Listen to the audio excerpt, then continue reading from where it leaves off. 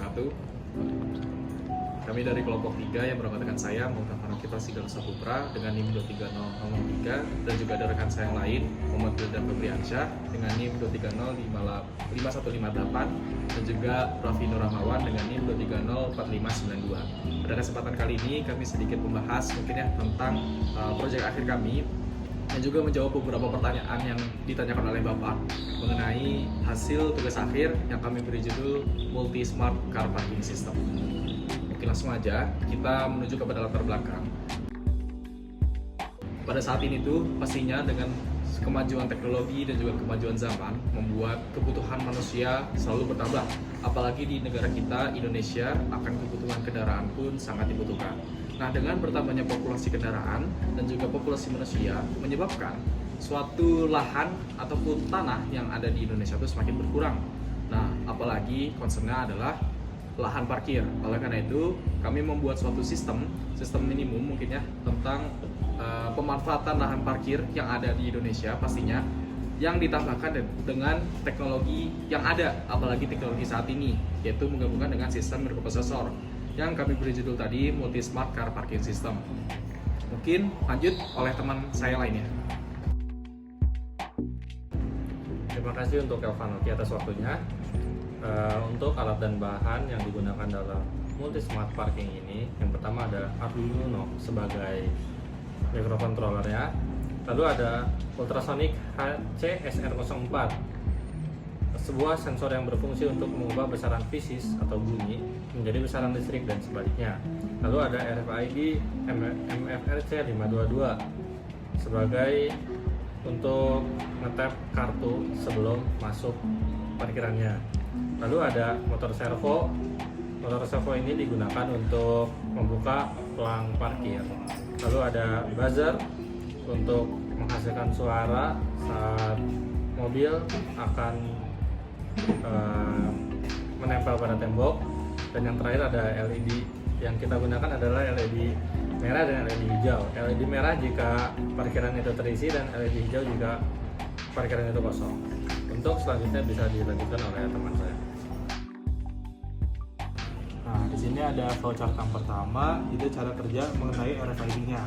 Nah, di sini tuh apabila RFID-nya membaca kartu seperti ini, maka servo akan terbuka. Nah, dalam beberapa detik akan tertutup lagi. Nah, apabila kartunya tidak terbaca, maka ya akan tertutup seperti ini.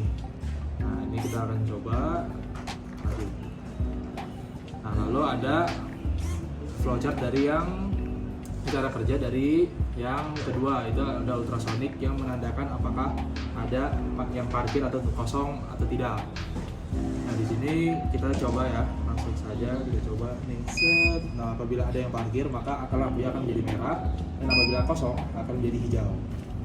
Nah, yang ketiga ada cara kerja mengenai ultrasonic yang untuk buzzer.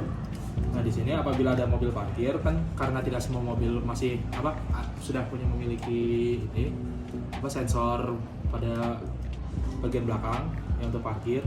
Nah, di sini kita kasih ini untuk buzzer untuk parkir. Nah, apabila mobil parkir mendekati tembok maka akan bunyi, dan apabila sudah pas maka akan diem seperti ini.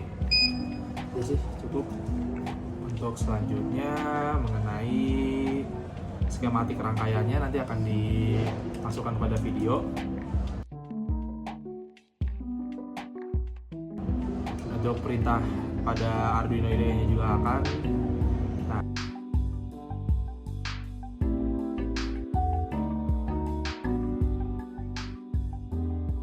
Nah, sekarang akan menjawab pertanyaan.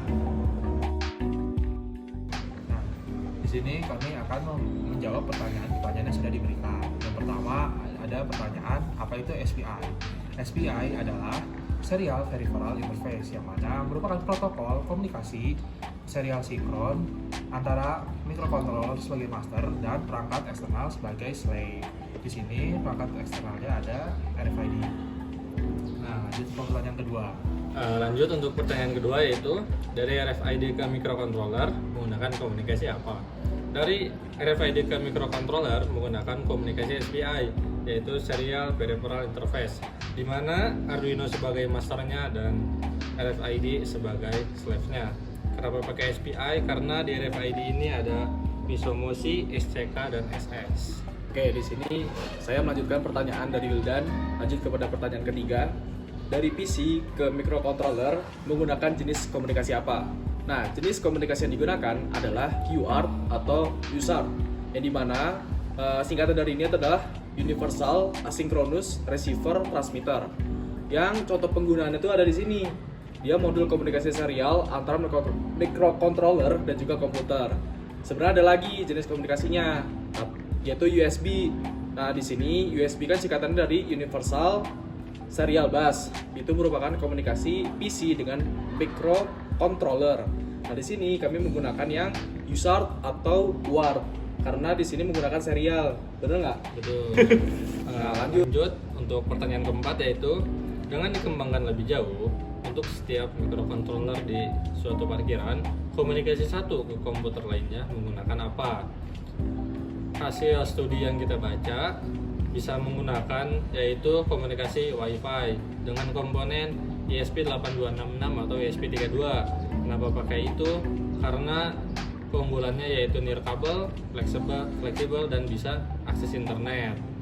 Lalu jika ingin dikembangkan untuk sistem yang lebih besar seperti gedung bertingkat atau sistem yang ingin terhubung ke internet atau intranet, bisa menggunakan komunikasi Ethernet atau LAN. Untuk modulnya bisa pakai W5500 atau ESP32. Oke.